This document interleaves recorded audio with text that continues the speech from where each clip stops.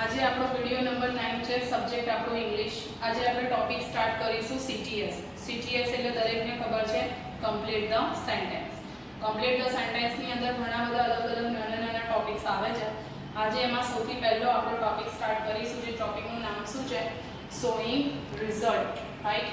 હવે showing result આ વાક્ય રચના ક્યારે વપરાય છે, એને CTS ની અંદર તમને સેન્ટેન્સ આપ્યું હોય તો તમે એને કઈ રીતે આખું વાક્ય તમે સંપૂર્ણ બનાવી શકો તેના માટે ધ્યાન આપજો। સૌથી પહેલા એનો શું જોઈશું આપણે? યુસેજ, ઇટ મીન્સ કે એનો ઉપયોગ, કે શોઈંગ રિઝલ્ટ એ આપણે ઉપયોગમાં લઈએ છીએ કેમ?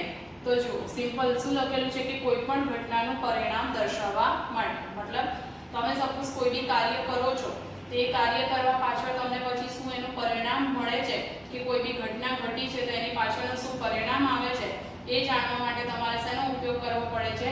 તો શોઈંગ રિઝલ્ટ વાળી વાક્ય રચનાનો આપણે ઉપયોગ કરવો પડે છે। અને શોઈંગ રિઝલ્ટ માટે ટોટલી કેટલા પ્રકારની વાક્ય રચનાઓ છે? 4।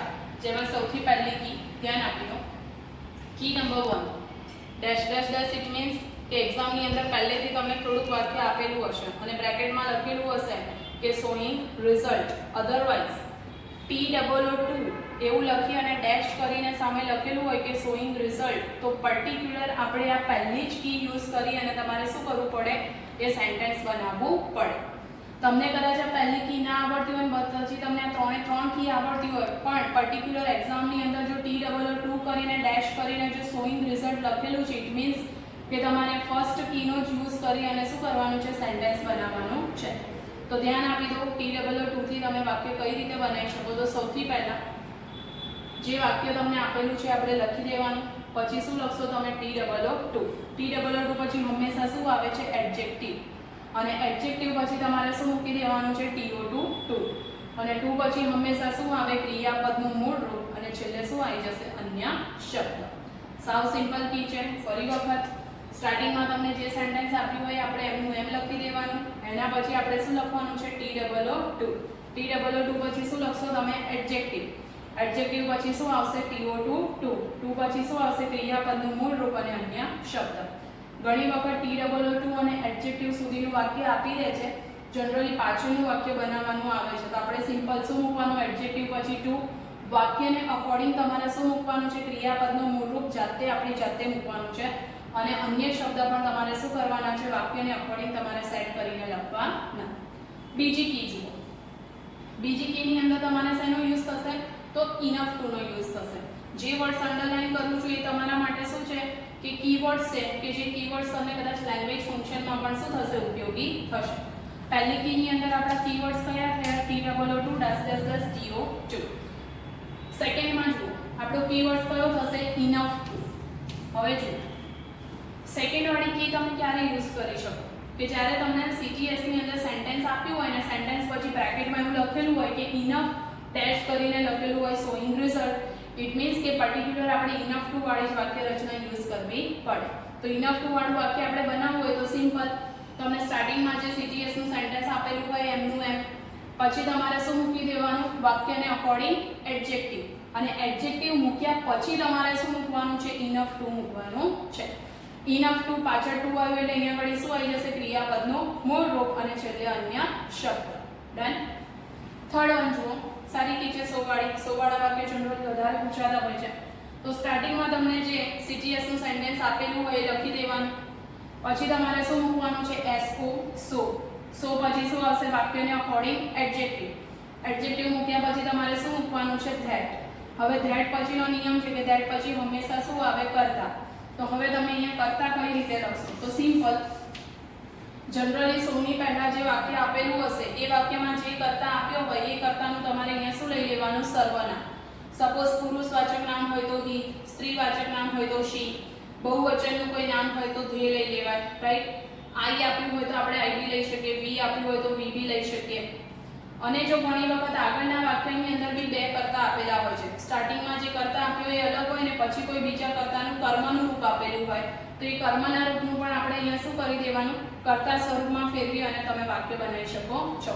અને જો કદાચ આજ્ઞાર્થ વાક્ય હોય તો તમે તમારી રીતે અહીંયા આગળ શું કરી શકો છો? જાતે કોઈ બી કર્તા લઈ શકો છો। તો સિમ્પલ સ્ટાર્ટિંગમાં જે વાક્ય આપ્યું છે એમનું એમ, એના પછી શું મૂકશો? સો, સો પછી વાક્યને અકોર્ડિંગ એડજેક્ટિવ, એડજેક્ટિવ પછી ધેટ પછી શું આવે કર્તા.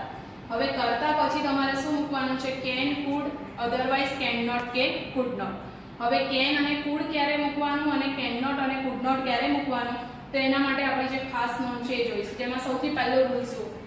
સો ડેશ ડેશ ડેશ ધેટ વાળા વાક્યની અંદર સાદો વર્તમાન કાળ હોય તો તમારે શું મૂકી દેવાનું છે? કેન. અને જો સાદો ભૂતકાળ હોય તો તમારે શું મૂકી દેવાનું છે? કુડ. હવે સાદો વર્તમાન અને સાદો ભૂતકાળ છે એવી ખબર કઈ રીતે પડે? તો સિમ્પલ, તમને જે આ સો ધેટ વાળું વાક્ય આપેલું હશે તો સોની પહેલાના વાક્યનો કાળ જોવાનો.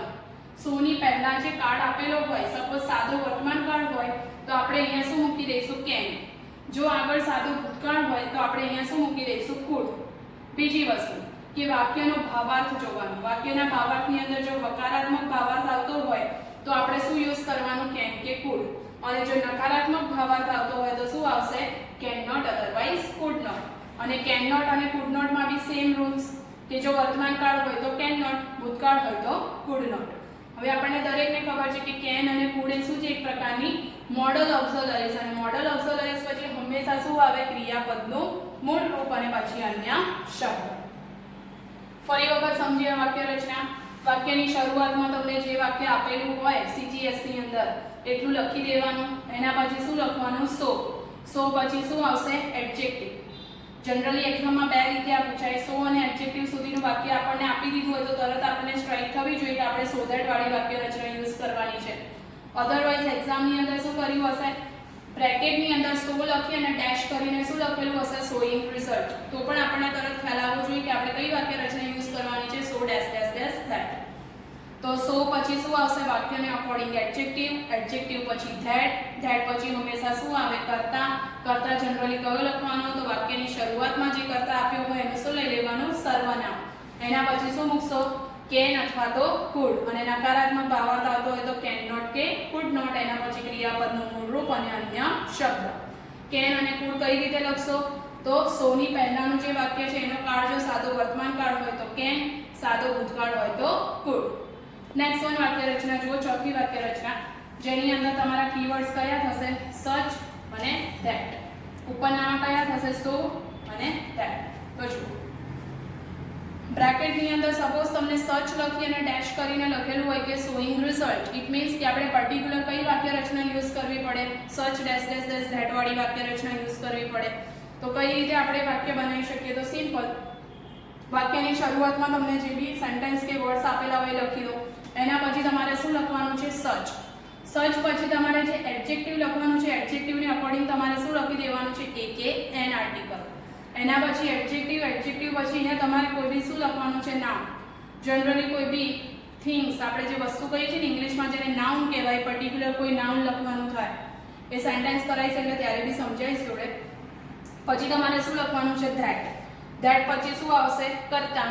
અને કર્તા પછી શું મૂકી દેવાનું છે? ક્રિયાપદ. અને ક્રિયાપદ પછી અન્ય શબ્દ.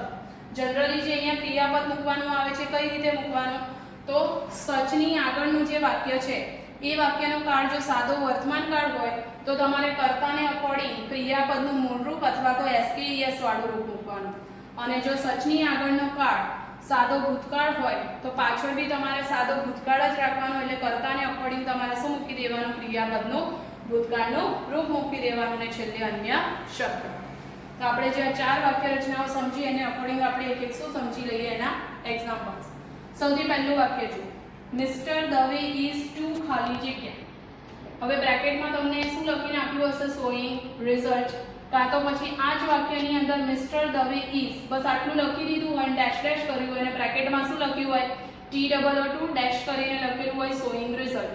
તો હવે આપણે આને પહેલી આપણી વાક્ય રચના પ્રમાણે આખું વાક્ય બનાવીએ. તો સૌથી પહેલા તો આપણને જે વાક્ય આપ્યું છે આપણે પહેલા એમનું એમ લખી દઈશું. તો શું આવશે? Mister Dave. Mister Dave is too. હવે આમાં તો આપણે આપણી જાતે એડજેક્ટિવ મૂકવાનું હોય. સપોઝ આપણે એવું બતાવવું હોય કે મિસ્ટર દવે કેવા છે? બહુ જ આળસુ છે, રાઈટ? તો આપણે શું લખી શકીએ? મિસ્ટર દવે ઇઝ, આળસુ માટેનું એડજેક્ટિવ શું થઈ જાય? લેઝી. તો અહીંયા શું લખીશું? Too lazy. તો આપણે કીને અકોર્ડિંગ જો ટુ મૂકાઈ ગયું, એડજેક્ટિવ મૂકાઈ ગયું લેઝી. હવે શું મૂકીશું? ટુ. હવે ટુ પછી શું મૂકવું પડે? આપણે ક્રિયાપદનું મૂળ રૂપ. હવે કોઈ પણ માણસ લેઝી હોય તો એનું પરિણામ શું આવે? તો જનરલી લેઝી માણસો, આળસુ માણસો ઘણી વખત પોતાનું પણ કામ નથી કરતા, રાઈટ? તો આપણે એવું વાક્ય બનાવવું તો શું બનાવી શકીએ? Mister Dave is too lazy to do his work. મતલબ આનો મીનિંગ શું થાય કે મિસ્ટર દવે એટલા આળસુ છે કે ઇવન પોતાનું પણ એ કામ કરતા નથી, એવો એનો મીનિંગ થાય કે mister Dave is too lazy to do his work. કાં તો પછી એવું બી લખી શકાય તમે તમારી રીતે કે mister Dave is too lazy to write this essay, otherwise to complete his work, કાં તો to finish his office work. મતલબ કે તમે આખા વાક્યને તમે તમારી રીતે શું કરી શકો છો? સેટ કરી શકો છો પોતાની રીતે. કોઈ બી અહીંયા એડજેક્ટિવ લેવાય. મેં જનરલી અહીંયા લેઝી લીધું, તમે કોઈ બી બીજું સારું પોઝિટિવ બી લઈ શકો છો adjective. Suppose mister Dave is too clever, right, to do his work. મતલબ એ એટલો હોશિયાર છે, રાઈટ. હાર્ડ વર્કિંગ લઈ શકો છો તમે તમારી રીતે. વાક્યની અંદર કોઈ બી એડજેક્ટિવ સેટ કરી અને ક્રિયાપદનો મૂળરૂપ સેટ કરીને વાક્ય બનાવી શકો છો. બીજું વાક્ય જુઓ. The child is clever enough. કયો શબ્દ આવ્યો? ઇનફ. એટલે આપણે કઈ વાક્ય રચના યુઝ કરવી પડે? સેકન્ડ નંબરની.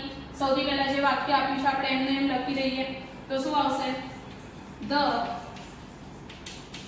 Child is clever enough two. હવે જો the child is clever enough મતલબ બાળક ખરેખર શું છે? હોશિયાર છે. હવે હોશિયાર વ્યક્તિ હોય શું કરી શકે? કોઈ પણ સમ સોલ્વ કરી શકે, કોઈ બી લેન્થી પેપર કે હાર્ડ પેપર હોય તો પણ એ લખી શકે, રાઈટ? તો આપણે સપોઝ લખવા ઉપરનું વાક્ય બનાવવું હોય તો શું લખી શકીએ? The child is clever enough. Clever enough adjective આવી ગયું આપણું, ઇનફ ટુ આવી ગયું. હવે આપણે શું મૂકવું પડે? ક્રિયાપદનો મૂળ રૂપ. તો આપણે એવું લખીએ દાખલા તરીકે કે the child is clever enough to write this paper, otherwise the child is clever enough to calculate this hard sum. એવું બી લખી શકીએ. otherwise the child is clever enough to score first rank in the class. કે ભાઈ એ પહેલો number લાવી શકે છે, right? મતલબ આપણે બતાવવાનું એવું છે કે કોઈ બી ઘટના ઘટી છે તો એની પાછળનું પરિણામ શું આવે છે એ આપણે પરફેક્ટ લખવાનું છે. થર્ડ સેન્ટેન્સ જુઓ. ત્રીજું વાક્ય તમને શું આપેલું છે? Mister Patel is so hard working, right? કયો શબ્દ આવ્યો? સો. ઇટ મીન્સ કે આપણે કઈ વાક્ય રચના યુઝ કરવાની? થર્ડ નંબરની. સૌથી પહેલા જે આ વાક્ય આપ્યું છે લખીએ. Mister Patel is so hard working. અહીંયા હાર્ડ વર્કિંગ રાખજો. સો હાર્ડ વર્કિંગ ધેટ. આપણી વાક્ય રચના પ્રમાણે પહેલા આપણે શું મૂકી દેવું પડે? ધેટ. કેમ? જુઓ, સો આવી ગયું, યસ. એડજેક્ટિવ શું આવ્યું? Hard working. સંયોજક ત્યાં ધેટ આવી ગયું. હવે શું મૂકવાનું છે? કરતા. તો મિસ્ટર શાહ માટે એનું સર્વનામ શું યુઝ થઈ જાય? હી. તો વાક્ય શું આવશે? Mister Patel is so hard working that he. હવે જુઓ, કેન, કુડ, કેન નોટ કે કુડ નોટ કયું યુઝ કરીશું? તો સૌથી પહેલા મિસ્ટર પટેલ ઇઝ. ઇઝ આવ્યું એટલે કાળ કયો થઈ ગયો? વર્તમાન કાળ. ઇટ મીન્સ કે આપણે કેન અથવા તો કેન નોટ યુઝ કરી શકીએ. હવે mister Patel is so hard working. Hard working it means કે પોઝિટિવ, હકારાત્મક ભાવાર્થ આપે છે. તો આપણે શું લખી શકીએ કે મિસ્ટર પટેલ ખરેખર એટલા મહેનતુ છે કે શું કરી શકશે?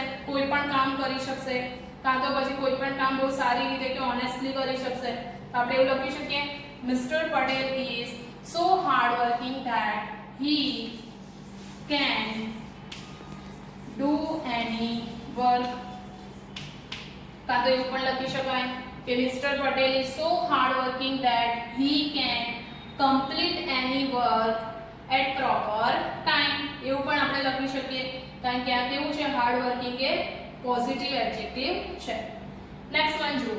મની ઇઝ સચ અ પાવરફુલ થિંગ. કયો શબ્દ આવ્યો? આપણો કીવર્ડ્સ અહીંયા ઘડી સચ.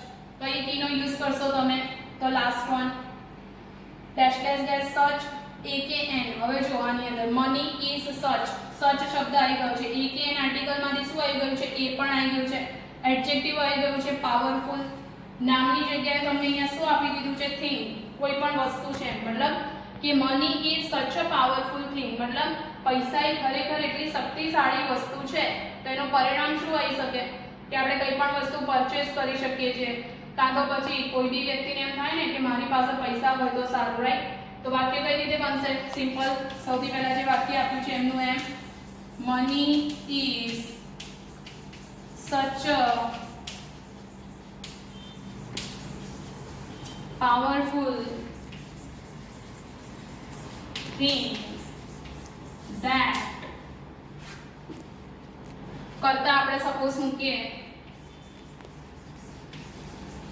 anyone likes to have it, મતલબ કોઈ પણ વ્યક્તિને શું છે કે પૈસા પોતાની પાસે રહે એવું ગમે છે. જો આપણી ઈ ને અકોર્ડિંગ નામ હતું, આપણે શું મૂક્યું? ધેટ પછી શું મૂકવું પડે? કરતા આપણે આપણી જાતે મૂક્યું. કેમ? મનીને અકોર્ડિંગ જો તમે ઈટ મૂકવા જાઓ તો તમારે વાક્ય પછી કેવું બનાવવું પડે? પેસિવ બનાવી દેવું પડે. તો આપણે સજીવ કરતા શું મૂક્યો? એનીવન. હવે જો તમારે અહીંયા ઘડી પાછળ જે ક્રિયાપદ મૂકવાનું છે કોને અકોર્ડિંગ મૂકવાનું છે? સચની આગળ જે વાક્ય આપ્યું છે એના કાળને અકોર્ડિંગ.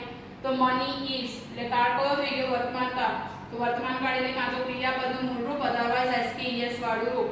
તો એનીવન ની જોડે આપણે શું લખ્યું? ક્રિયાપદનું એસકેઈએસ વાળું રૂપ એટલે શું આવે? Likes to have it.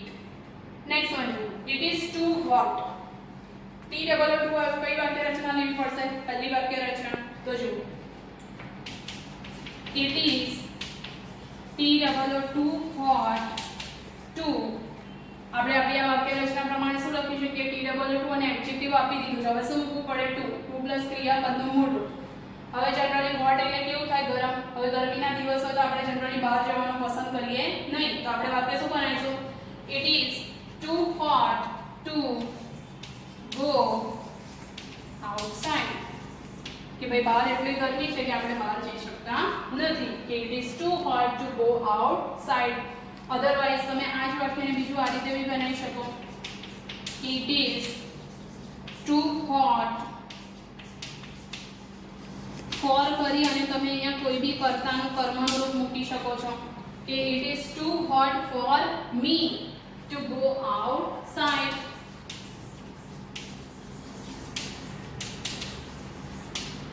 Okay, તો એક વખત જરા આની ચારે ચાર વાક્ય રચના અને એના એક્ઝામ્પલ્સ એક વખત જોયું.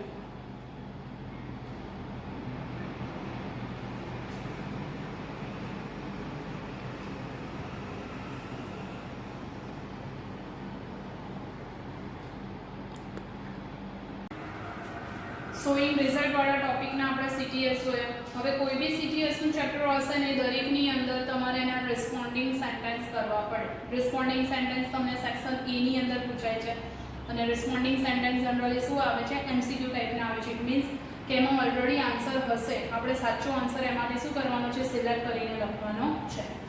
તો આપણો જે ટોપિક હતો શોઈંગ રિઝલ્ટ, એનું આપણે અત્યારે શું જોઈશું? Responding sentence. હવે રિસ્પોન્ડિંગ સેન્ટેન્સ માટે તમને શું હશે કે નીચે તમને ઓપ્શન આપેલા હશે. હવે એ ઓપ્શનમાંથી આપણે આપણા કીવર્ડ્સ યાદ રાખી દેવાના તરત કે કીવર્ડ્સને અકોર્ડિંગ તમને કયું ઓપ્શન આપેલું છે. તો શોઈંગ રિઝલ્ટના આપણા કીવર્ડ્સ કયા કયા હતા? સૌથી પહેલી કી પ્રમાણે આપણે શું આવતું હતું? T22 બીજી વાક્ય રચના પ્રમાણે તમારે શું આવતું હતું? એડજેક્ટિવ અને એની પાછળ શું આવવું જોઈએ? Enough to.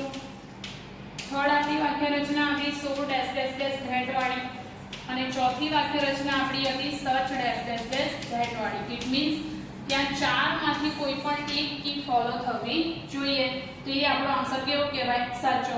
સપોઝ બે એક્ઝામ્પલ લીધા છે, ધ્યાન આપી દો. સૌથી પહેલું એક્ઝામ્પલ જુઓ. Ami say why didn't he reach in time. Ami એવું પૂછે છે કે ભાઈ તે સમયસર કેમ ના પહોંચી શક્યો. નીચે અનિતા કરીને ખાલી જગ્યા આપી છે, બ્રેકેટમાં તમને આપી છે શોઈંગ રિઝલ્ટ. એક્ઝામમાં પણ સેમ આ જ રીતે પૂછ્યું હશે. શોઈંગ રિઝલ્ટ આવે તો હવે આપણે ચાર ઓપ્શન જોવા પડે. પહેલા ઓપ્શન એલિમિનેટ કરતા શીખો. સૌથી પહેલું જેમ આપ્યું છે કે હી ગોટ અપ લેટ. હવે આ ચારમાંથી એક પણ આપણો કીવર્ડ આમાં આવતો નથી. Because he was lazy, same, કોઈ કીવર્ડ નથી આવતો. થર્ડ વન જુઓ, see he got up too late to get the school bus. આયા કીવર્ડ યસ. શું આવ્યું? T22 TO2.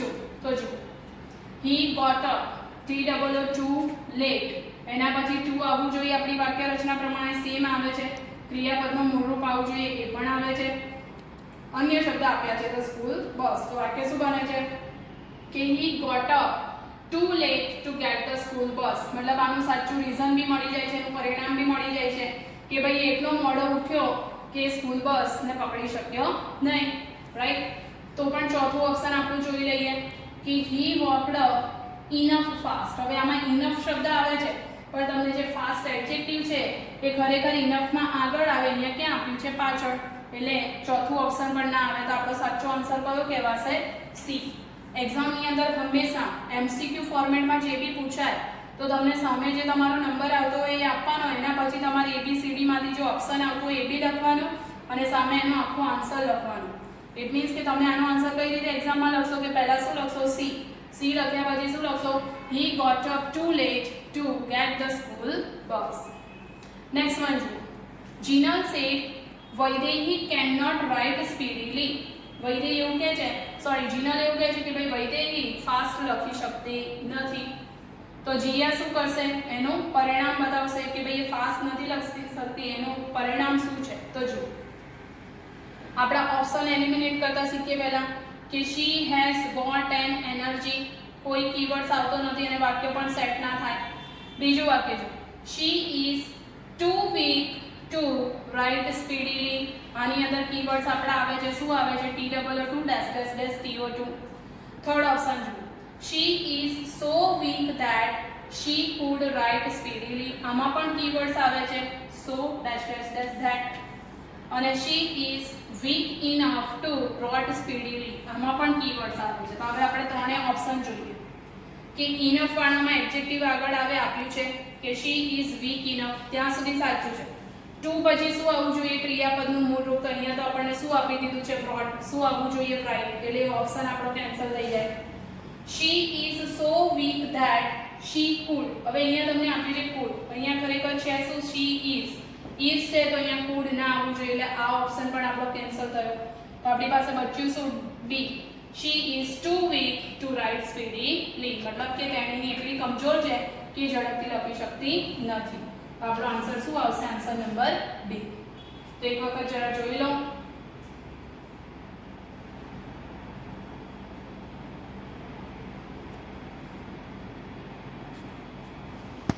દરેક વખત આને રિફર કરી લેજો. જય Shri Krishna to all of you.